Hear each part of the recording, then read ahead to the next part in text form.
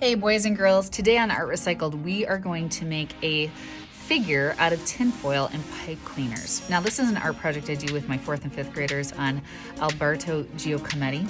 And so he is a Swiss sculptor and he made these really tall metal figures that kind of are very haunting, but the cool thing about them is that they're kind of positioned doing these actions. And so I use this lesson to kind of teach my older kids how to position a human figure when you're looking at weight or doing an action. So today what you're going to need is you're going to need 3 pipe cleaners, and you're going to need tinfoil and a scissors, and you're going to be cutting the tinfoil in the strips to be able to wrap it around the figure. Now if you make this strong enough, this will hold. So as you can see from these pictures, some of them are standing on one foot, some of them are balancing maybe even on their arms. After kids are done making them, they typically use hot glue guns and they create a setting for them, but you don't have to do that if you don't want to. If you're just doing it at home, you can just make a fun figure to play with. So let's get started. All right, boys and girls, so the first thing I'm going to do to make my figure is I'm going to get 3 full-length pipe cleaners. They don't have to be different colors. It doesn't really matter what color they are. They're going to get covered up anyway. And then the next thing I'm going to do is I'm going to get some tin foil, and I'm going to lay it kind of in 2 sheets like this. I'm going to layer those 2 sheets or 3 sheets together. And then what I'm going to do is I'm going to take a scissors and I'm going to start cutting them into strips. Now you want your strips to be, I don't know, about 1.5 inches apart, so not too thin. If you make them too thin, it's going to be really hard to make the figure, and you're actually going to be doing twice the work than as if you just make them a little bit thicker. Okay, once I kind of have these all cut up, I'm going to kind of peel them apart and just kind of put them in a separate pile. So now I'm going to go back to my pipe cleaners, and the first thing I'm going to do is I'm going to make the head. So I'm going to take 1 pipe cleaner and I'm going to bend it in half so that the 2 ends of the pipe cleaner match down here. And then I'm going to slide my fingers up, and you want this loop up here to be about the size of a loop of one of those tools that you would use when you blow bubbles.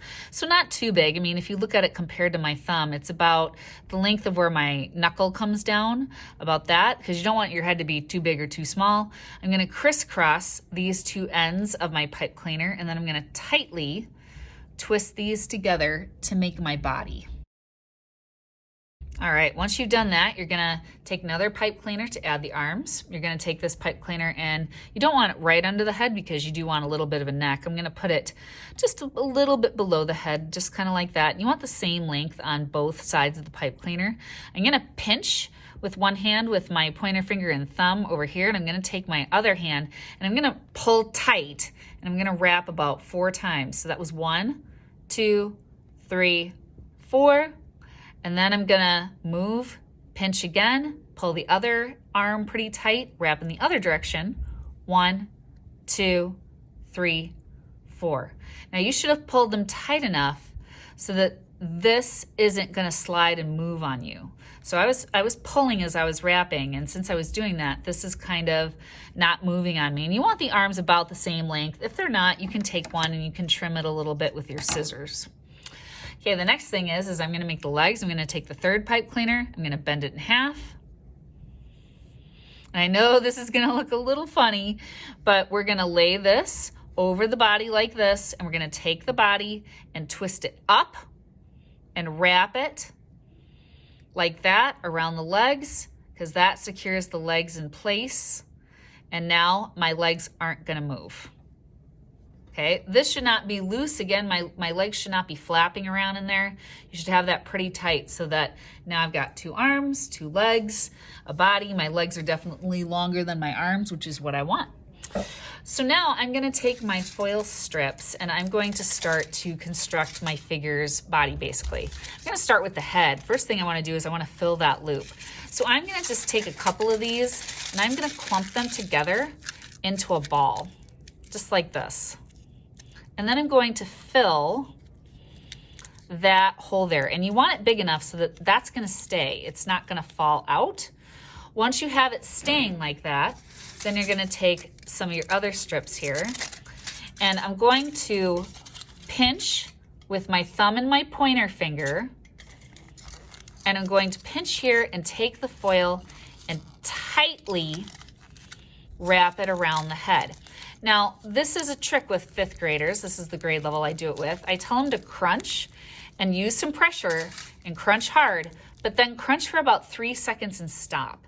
Because what happens is if you keep crunching and crunching and crunching and crunching and you don't know when to stop, when it stays still, that's when you stop. What's gonna happen is you're gonna crunch it so much, it's gonna fall off. So again, I'm gonna pinch with my thumb, wrap over the head, around, and crunch. And you can see mine is staying, just put. But I do kind of, again, know when to stop, right? So now I'm gonna keep taking strips. I'm gonna take a strip here, pinch where the neck is, wrap this around like a scarf, kind of build up my neck a little bit, my head, and now I'm gonna start going down the arms. So I'm gonna take another strip and I'm going to lay this one diagonally across the figure like this. So imagine the strip is gonna go over a shoulder, under an armpit. I'm gonna lay it diagonally, lay it over the shoulder, go under the armpit, and then what I'm gonna do is I'm gonna crunch it so that it's starting to form the middle of the body. And if a piece falls off, that's fine too. Now I'm gonna do it the other way. I'm gonna go this way, across my body. It's gonna go over the left shoulder, under this armpit. So I go under, over, wrap, crunch. And that's how you get that hard kind of cross section of the body wrapped. So now what I'm gonna do is I'm gonna go up the arms. I'm gonna pinch, make sure I overlap. You always overlap foil a little bit. Now I'm gonna tightly wrap. So here's the thing, you don't want this loose. I'm gonna pinch with this hand and hold that still, pull up in the opposite direction, and then tightly wrap and pinch, and then keep going. Do that to both arms.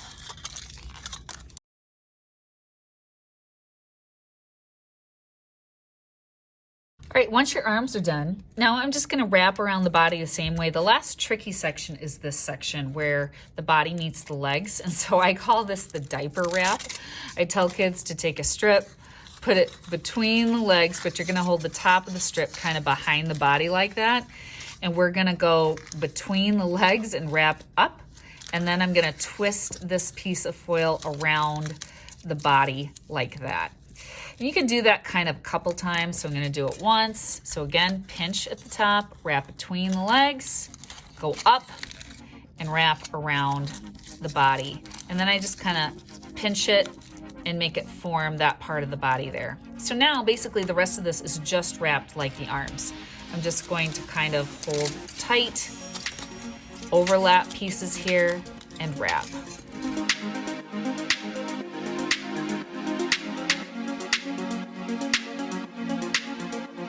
All right, there we go, boys and girls. So my entire figure is wrapped. Now, here's the deal. If you want to position this into some type of action, this should hold no matter what. It should be strong enough where even if you have it standing on one leg, you see, it should be able to hold itself.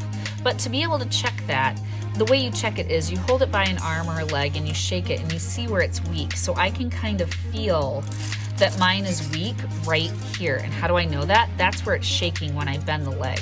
So I'm gonna take another strip and I'm just gonna kind of reinforce, like if I hold each arm and each leg and I kind of shake them a little bit, where are they weak? I can also see that it's weak right there. And that's what's gonna make your figure really strong. Just kind of reinforcing those loose spots when you take an arm or a leg and you kind of shake it. So this one's shaking there. All right, so he's pretty strong now. So what I'm gonna do is I'm gonna bend some feet and I'm going to bend an arm. And if you have a little bit of pipe cleaner sticking out, see like I do there, I just cut that off. And then you can position this however you want.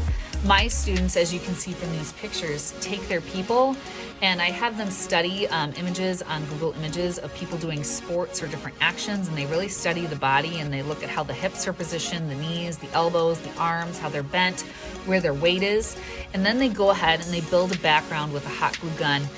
So boys and girls, I hope you enjoyed this lesson today on Alberto Giacometti, and I'll see you next time on Art Recycled. Bye.